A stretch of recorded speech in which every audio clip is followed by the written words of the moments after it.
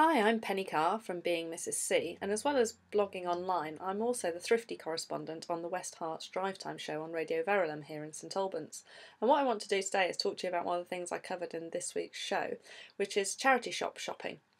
So you may have seen my other vlog in which I showed you some of the finds I had in one of my local charity shops, the clothes I'd found, and that was inspired by Caroline, who's a local lady who has set up a campaign for the year called Knickers Model Zone, in which she's challenged herself to wear only clothes from the cancer research shop in Harpenden for the whole year, and to raise money in memory of her mother. Now, as well as raising sponsorship for doing so, she's also raising awareness of charity shops and buying clothes in them in particular. She's putting together every day some amazing outfits and making people realise that actually they can come up with some really quite trendy things from charity shops. And that's the thing, charity shops have changed. It used to be that you went in through the door and they smelt of mothballs and everything was just piled up and it looked like a jumble sale. But nowadays they're actually really quite slick places, especially the big charities who have, a chain of shops across the country.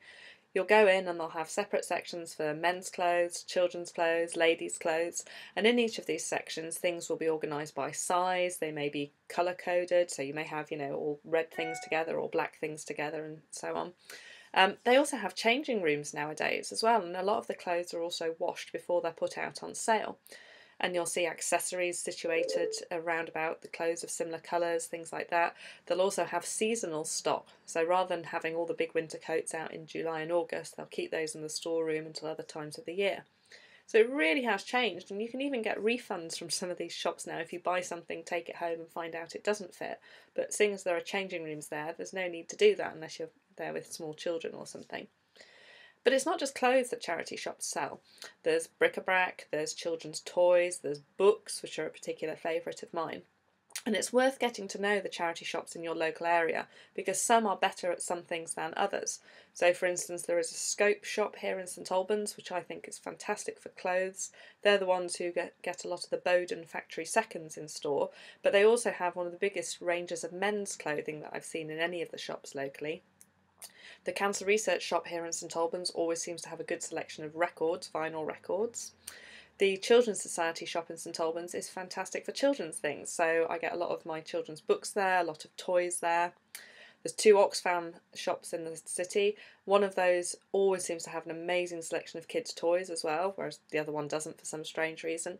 So it's really worth getting to know which charity shops you have around you and which are good for certain things. It's also worth saying, get to know the staff in those charity shops. A lot of them are volunteers, but there will often be at least a paid manager in the shop. And if you talk to that person, the manager in particular, and say, look, do you ever get this sort of thing in? If so, could you give me a ring or put it to one side? Or, I'm in town every Wednesday, so maybe, you could hold something until then. And they're often keen to work with people. At the end of the day, they want to raise as much money as they can for their charity. And, they're running it like a business. So I've talked about buying things from charity shops, but it's also worth remembering that people donate things to charity shops. And after all, the charity shop would have nothing to sell if people didn't donate. So if you're taking goods to the charity shop, don't give them stuff that really is only fit for the bin. I'm all for recycling and everything else, but if you've got, say, a stained children's vest or something, please don't give that to a charity shop. It's just wasting their time for them to have to sort it. Put it in one of the recycling banks that you see where people just pay for the material by weight or something instead. But if you are donating and if you are a UK taxpayer, please register for gift aid with the local charity shop. It takes a couple of minutes. All you need to do is give them your name and address, including postcode, and then what they'll do is they'll either give you a sort of credit card size card, which they then scan every time you take donations in, or they might give you a sheet of stickers and you put those on the carrier bags next time you make a donation. So it really doesn't take any extra time. But for that charity, when they sell those goods, they will get back an extra 25% on top of the sale price. So if you give them an item which they can sell for £1, they can actually get £1.25 in total for it for the charity. So it's very worthwhile doing. So enjoy your charity shop shopping. I hope I've taught you a few things, and also please share with us what you managed to get, whether you do a video or write a blog post or even just share it on social media. Put any links down below in the comments and I'd love to read about what you get. Good luck and happy shopping.